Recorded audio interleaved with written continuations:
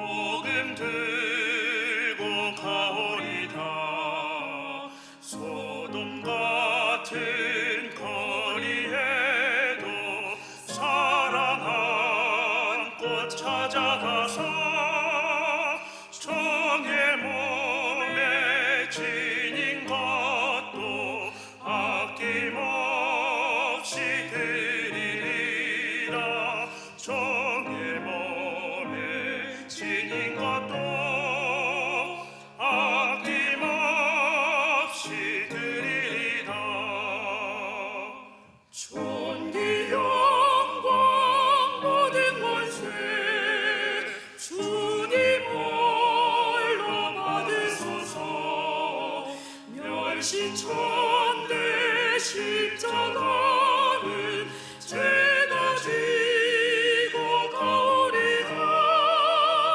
이름 없이 빛도 없이 감사하며 섬기리라.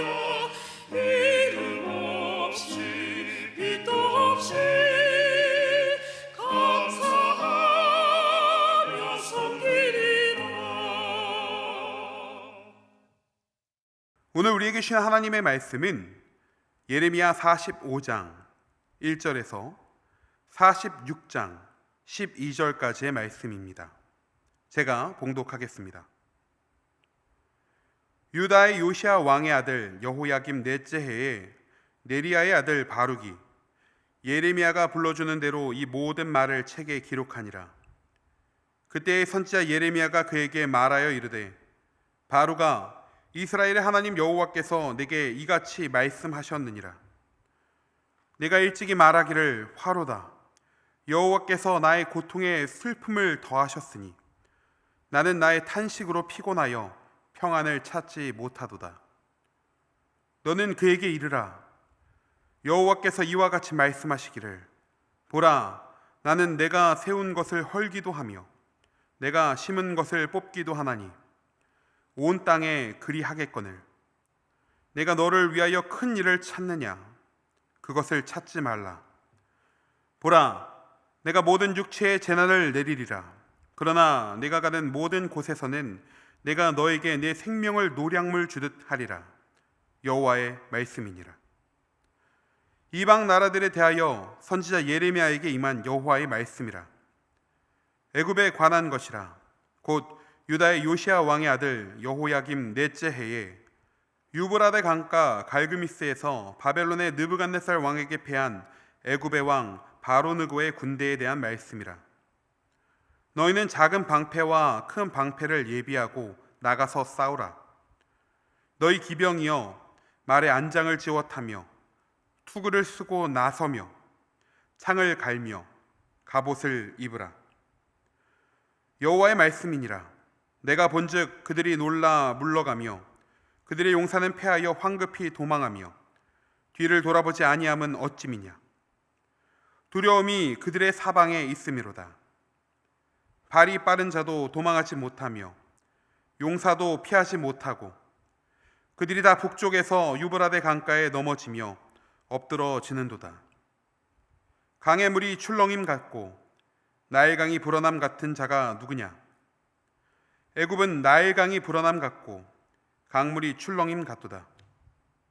그가 이르되 내가 일어나 땅을 덮어 성읍들과 그 주민을 멸할 것이라. 말들아 달려라. 병거들아 정신없이 달려라. 용사여 나오라. 방패 잡은 구스 사람과 붓 사람과 활을 당기는 루딤 사람이여 나올지니라 하거니와. 그날은 주 만군의 여호와께서 그의 대적에게 원수 갚는 보복이리라. 칼이 배부르게 삼키며 그들의 피를 넘치도록 마시리니 주 만군의 여호와께서 북쪽 유브라데 강가에서 희생 제물을 받으실 것이미로다. 처녀딸 애굽이여 길르앗으로 올라가서 유향을 취하라. 내가 치료를 많이 받아도 효력이 없어 낫지 못하리라.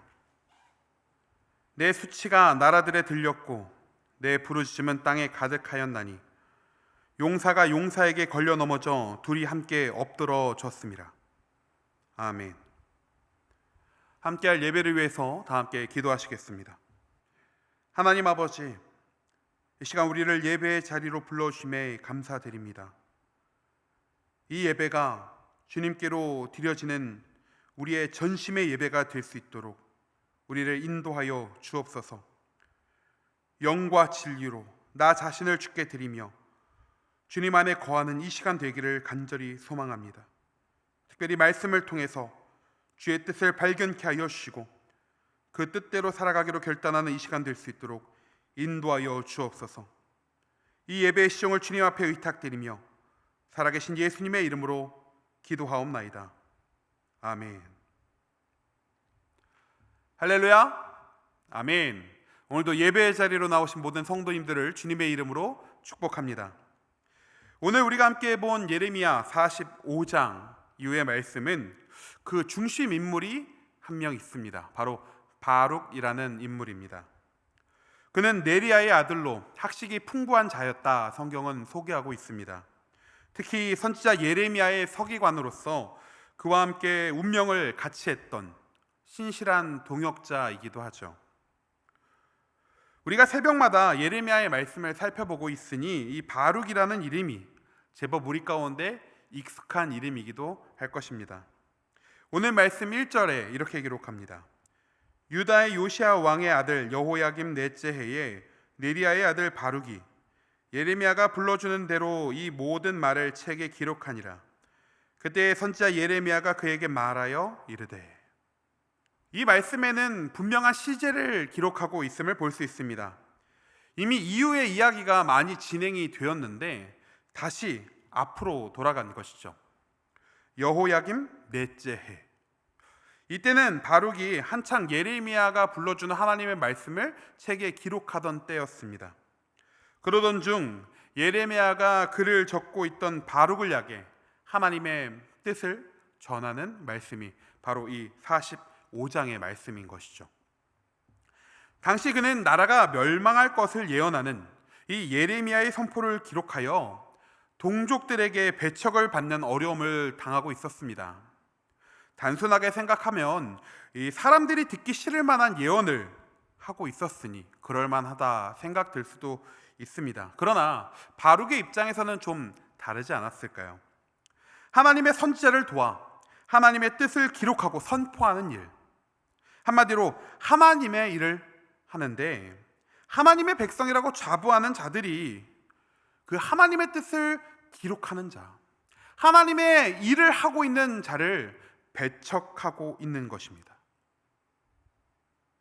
이 땅을 지으신 하나님, 아브라함과 이삭과 야곱의 하나님, 유다의 참된 왕 되시는 그 하나님의 뜻을 기록할 때 그는 어떠한 것을 상상했을까요? 말씀을 마주하는 자들마다 그들의 삶을 돌이켜 하나님께 돌아오는 것을 상상하지 않았을까요? 그렇게 회개의 역사가 일어날 것을 기대하지 않았을까요? 하나님의 뜻을 따르고자 하는 자들이 일어나는 것을 상상하지 않았겠습니까? 혹 그런 회개의 물결이 온 백성을 덮어서 하나님께서 멸망의 뜻을 거두시지는 않을까 기대하진 않았을까요? 바룩의 마음을 우리는 다 알 수 없습니다. 하지만 적어도 그는 자신의 손으로 기록한 하나님의 뜻이 반대와 배척을 당할 것이다 라는 것은 상상하지 못했을 것입니다. 이 모든 상황이 바룩에게는 당혹스럽고 또 그런 것들을 넘어서서 큰 고통과 슬픔이 되었을 것이죠. 3절의 말씀입니다. 내가 일찍이 말하기를 화로다. 여호와께서 나의 고통에 슬픔을 더하셨으니 나는 나의 탄식으로 피곤하여 평안을 찾지 못하도다. 이미 바룩은 하나님을 향해 자신에게 고통의 슬픔을 더하셨다며 탄식하였습니다. 하나님, 나 주의 일을 하고 있는데 너무 고통스럽고 슬픕니다. 그로 인해 너무 피곤하고 내 삶에 평안함이 없습니다. 그런 바룩을 향해 하나님께서는 그의 마음이 진정 어디로 향하고 있는지를 다시 한번 짚어주시게 됩니다. 5절의 상반절 말씀입니다. 내가 너를 위하여 큰 일을 찾느냐? 그것을 찾지 말라. 바룩은 하나님의 일을 한다고 했지만 그의 마음은 하나님이 아니라 자신을 위하고 있었던 것입니다. 하나님의 일을 통해 하나님이 아니라 자신의 이름을 드러내고 자신의 영향력이 생기기를 기대했던 것이죠. 그러니 하나님의 뜻이 선포되는 과정에 받게 되는 모든 반대와 배척이 그를 더욱더 힘들게 만들었던 것입니다. 하나님의 일이 아니라 자신의 일을 하고 있었기 때문이죠. 우리는 바룩의 모습을 통해 우리의 모습을 되돌아볼 필요가 있습니다. 과연 우리는 어떠한 모습으로 신앙을 지키고 있으며 어떠한 마음으로 하나님의 일들을 감당하고 있나요? 주를 위해 한다고 하는 일이 혹 나를 위하고 있는 일이 아닙니까? 우리는 이것을 경계하고 우리 자신을 돌아보아야 합니다. 사실 이것을 구분하는 일은 정말 어렵죠. 그 차이가 종이 한 장보다도 더 얇은 차이일 때가 훨씬 많기 때문에 그렇습니다. 바룩은 과연 처음부터 자신을 위해 주의 일을 하고 있었을까요? 저는 감히 아니라고 생각합니다. 오늘날 많은 이들도 그렇죠. 처음부터 주의 이름을 팔아 자신의 영광을 드러내고자 하는 자가 세상에 몇이나 있을까요? 그러나 그 반대의 경우는 정말 많습니다.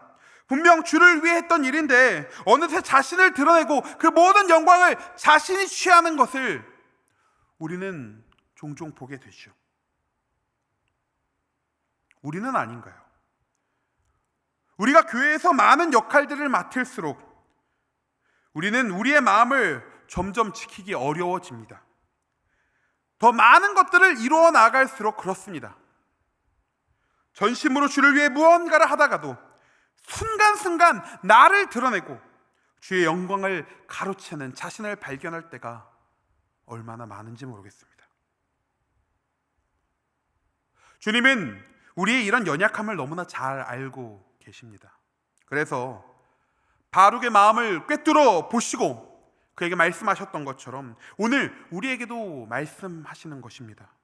우리가 주의 영광을 가로채지 않도록, 주의 이름이 드러날 자리에 내 이름이 드러나지 않도록 주의 것을 빼앗지 않도록 말입니다.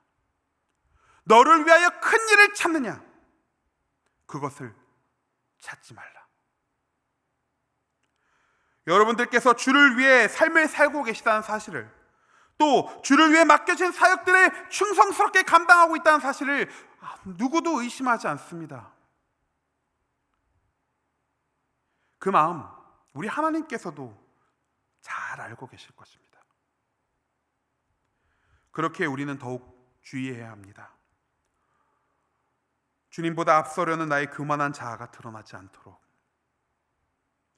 내가 주의 이름을 가리지 않도록 말이죠. 참 어려운 일입니다. 누구나 그럴 수 있는 일이기도 합니다. 쉽게 넘어지는 부분이기도 하죠. 그래서 우리는 아차 싶을 때, 아차 할 때마다 깨닫게 하시는 주님의 은혜를 기억하고 돌이키는 성도가 되어야 될 줄로 믿습니다. 아차 할 때 다시 한번 우리의 삶을 통해 주의 이름만이 드러나도록 결단하는 것입니다. 그렇게 나를 위함이 아닌 오직 주를 위하여 주의 일을 이루어내는 우리 모든 성도님들 되시기를 주님의 이름으로 축원합니다.